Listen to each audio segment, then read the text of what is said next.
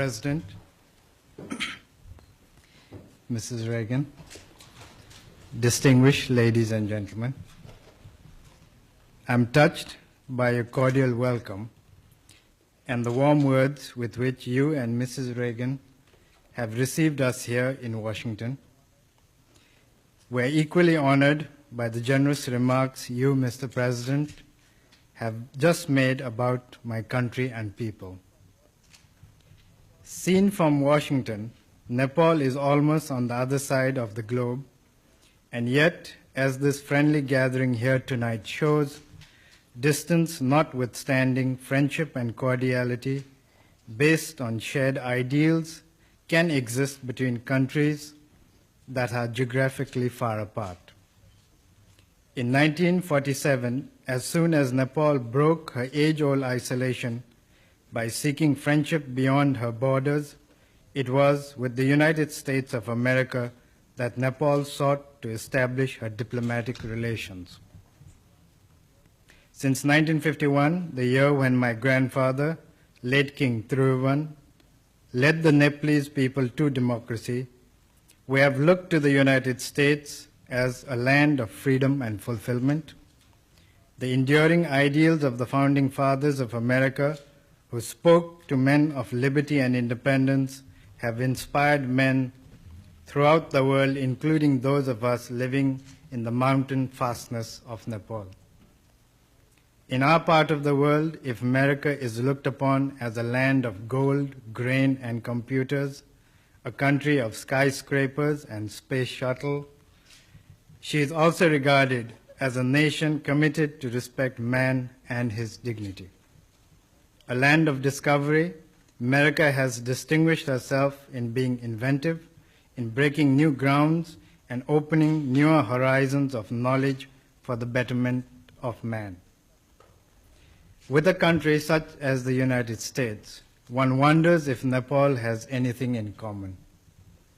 On the surface, there may seem very little. Yet, as men living in the same planet, we have common stakes in the global peace, prosperity, and indeed the survival of man in dignity and freedom. We are happy to see, Mr. President, your efforts to maintain peace and stability around the world.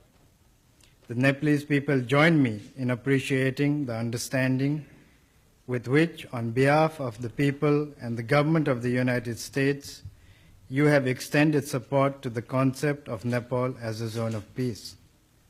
This recognition, I assure you, will go down not only as an important landmark in the history of our relations, but also as a testimony of your personal commitment to the cause of peace, stability, and freedom. Nepal rejoices in the achievements of the American people in different fields of human endeavors. The initiative and enterprise of your people are exemplary. Yet what happens in this part of the world sends its ripples even to the roadless villages of Nepal. We receive their fallout. When America suffers a temporary drought, millions around the world get affected. Indeed, if I may seek your indulgence, I would like to mention something that on the surface may sound trivial, but sometimes it is the small thing that can bring about profound changes. The corn, maize, in Nepal was introduced from this part of America, as were the potatoes from the Andes nearly 300 years ago. These new crops not only altered our hill economy, but even the mode of life by making settlements possible in the mountain terraces of Nepal. Evidently, we do not live in islands, but in a world bound in a nexus of interdependence. What happens in America ceases therefore to be a local event. The United States, as such, has shown a consistent understanding towards this and has assisted Nepal in stretching her hand of friendship and cooperation in many fields, including the building of infrastructures. May I take this opportunity, therefore, to thank you, and through you to the people and government of the United States for the support we have received in meeting the challenges of development in Nepal. Mr. President, in recent years, America has brought glory to humanity by landing man on the moon. It is indeed thrilling to reflect that one can soar into space to explore the unknown and scan the stars. Yet these adventures into outer space would carry still deeper meaning if the part of humanity living in Nepal could also rid themselves of their continuing poverty. Herself a least developed, landlocked country, Nepal has always sought understanding and cooperation from her friends and neighbors.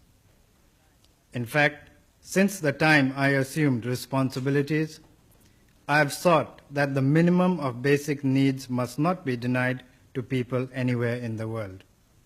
In this regard, I take comfort in the reassurance that the United States will continue to extend cooperation on a long-term basis into the future. Modern technology, Mr. President, has reduced distance and joined us all into a family of nations.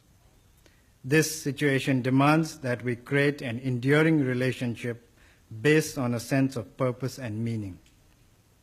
Were Nepal and countries in her region willing to join hands with the United States and other international agencies in a creative effort for prosperity by putting into use a fragment of their human and capital resources to harness the water potentials of Nepal, it would not only enable them to walk over a long road to progress for our region as a whole, but would also continue to build bridges of understanding between a most advanced and a least developed nation of the world.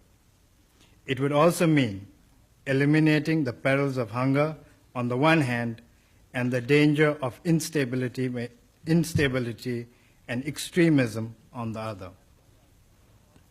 I have no doubt that Nepal and the United States can cooperate in many fields of creative endeavors. As countries that have shown respect to the uniqueness of the individual, we believe in the conservation of the natural as well as the spiritual heritage of man. But most important of all, we both honor the freedom of man and the independence of nations. In this regard, we appreciate the support the United States has shown consistently to our identity as a nation. Mr. President, I cherish the fruitful